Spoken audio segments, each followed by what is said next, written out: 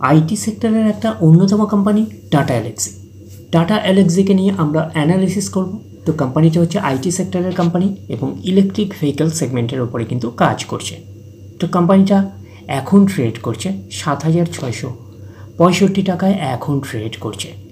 আমরা যদি চলি এই কোম্পানিটার মার্কেট ক্যাপিটালাইজ হচ্ছে অ্যাপ্রক্স 47,000 কোটি টাকার মার্কেট ক্যাপিটালাইজ। অর্থাৎ এই কোম্পানিটাকে আমরা মিড ক্যাপ টাইপের কোম্পানি হিসাবে কিন্তু কনসিডার করতেই পারি। তো কোম্পানিটার একদিনের পারফরমেন্স দিয়েছে 0.5% মতন নেগেটিভ রিটার্ন জেনারেট করেছে একদিনে। 5 দিনের পারফরমেন্স করেছে 1% মতন নেগেটিভ রিটার্ন জেনারেট করেছে 5 দিনে।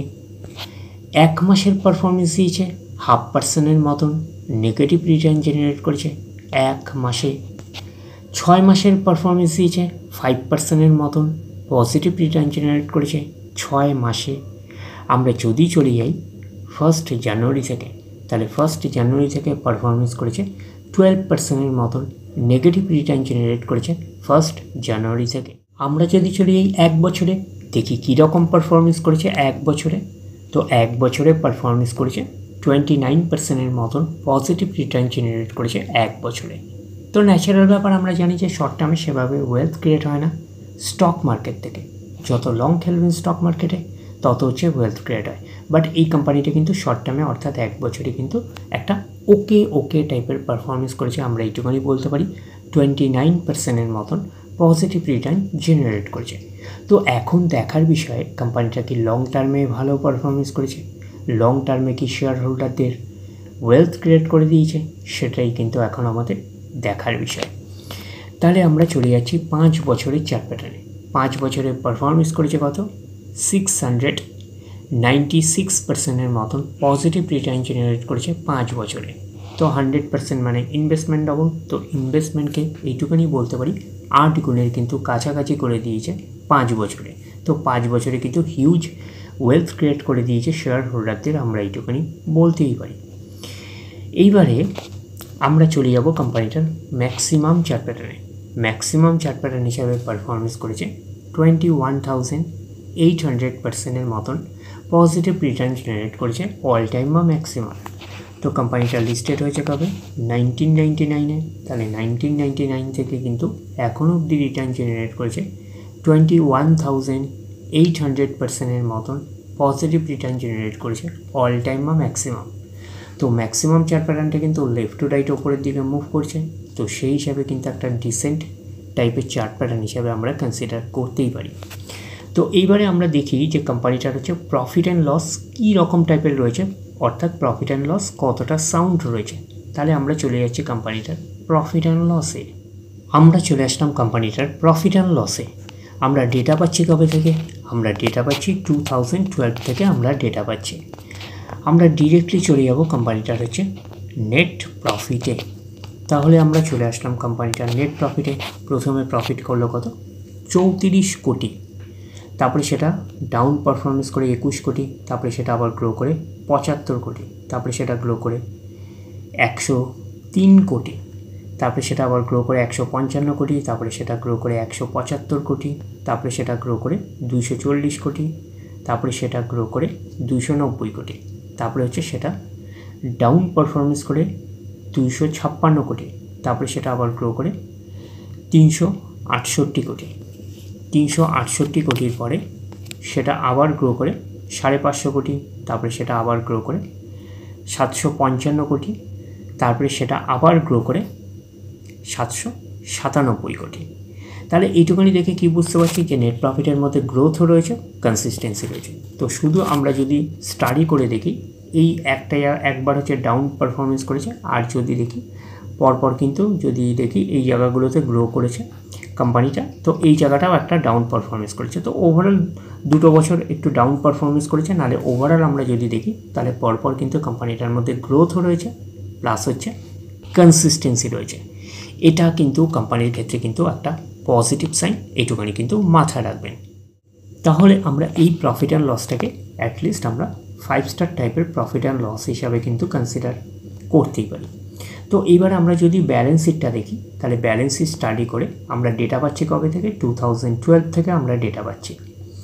আমরা রিজার্ভ আগে দেখব, রিজার্ভের অবস্থান কীরকম রয়েছে।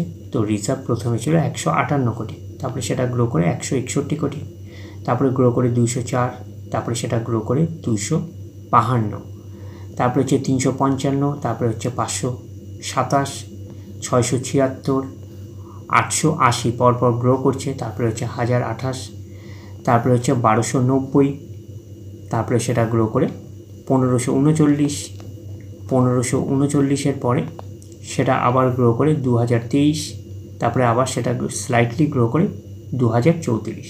তাহলে ওভারঅল আমরা দেখেই বুঝতে পারছি রিজার্ভ অ্যান্ড সারপ্লাসের মধ্যে কনসিস্টেন্সিও রয়েছে, প্লাস কিন্তু গ্রোথ রয়েছে। এটা কোম্পানির ক্ষেত্রে একটা পজিটিভ সাইন। তো নেট প্রফিটের কিছু অংশ রিজার্ভ অ্যান্ড সারপ্লাসে কিন্তু ট্রান্সফার হয়, এইটুকুনি মাথায় রাখবেন। তো নেট প্রফিটের মধ্যে কিন্তু আমরা দেখেছিলাম যে কনসিস্টেন্সি ছিল, গ্রোথ ছিল। তো ন্যাচারাল ব্যাপার রিজার্ভ অ্যান্ড সারপ্লাসের মধ্যেও আমরা সেটাই পাচ্ছি, কনসিস্টেন্সি এবং গ্রোথ পাচ্ছি।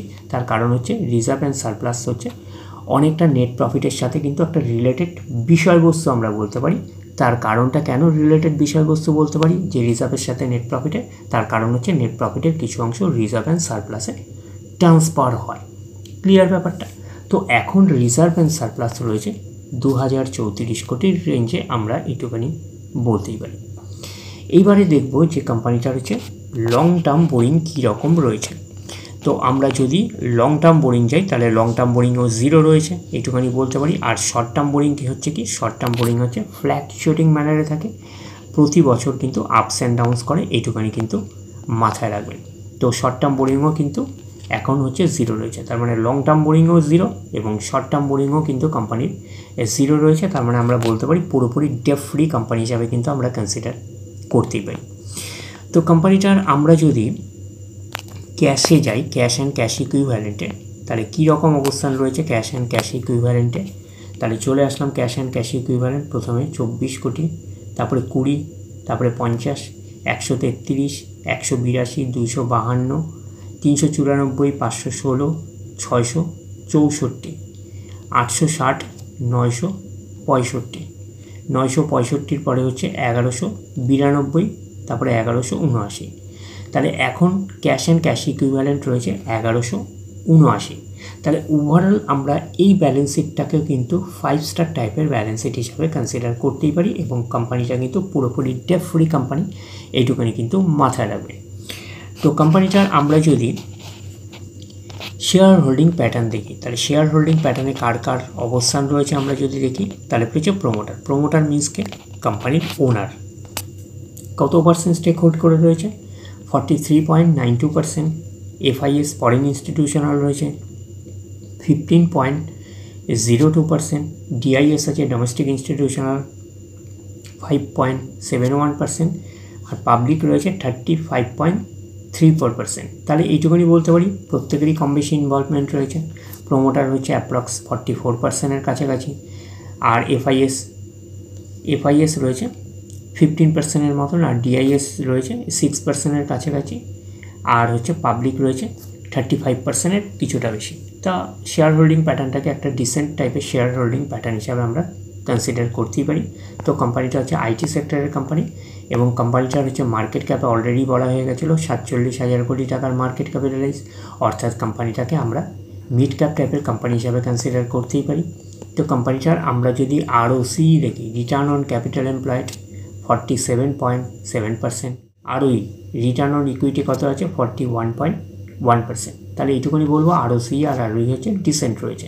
তো কোম্পানির পারফরমেন্সের উপরে কিন্তু ডিপেন্ড করে ROC আর ROE। কোম্পানি যদি আগামী দিনে আরও ভালো পারফরমেন্স করে, আরও গ্রোথ দেখাতে শুরু করে, তাহলে ROC আর ROE হচ্ছে আরও ইমপ্রুভ করবে, এইটুকুনি মাথায় রাখবেন। তো ওভারঅল এই কোম্পানিটাকে আপনারা র্যাডারে রাখতে পারেন। তো ওভারঅল আমরা বলতে পারি যে টাটা এলএক্সিকে আমরা ফান্ডামেন্টালি একটা সাউন্ড কোম্পানি হিসাবে কিন্তু কনসিডার করতেই পারি। তাহলে এই অবধি, নেক্সট ভিডিওতে আবার আপনাদের সাথে আমার দেখা হচ্ছে। ধন্যবাদ।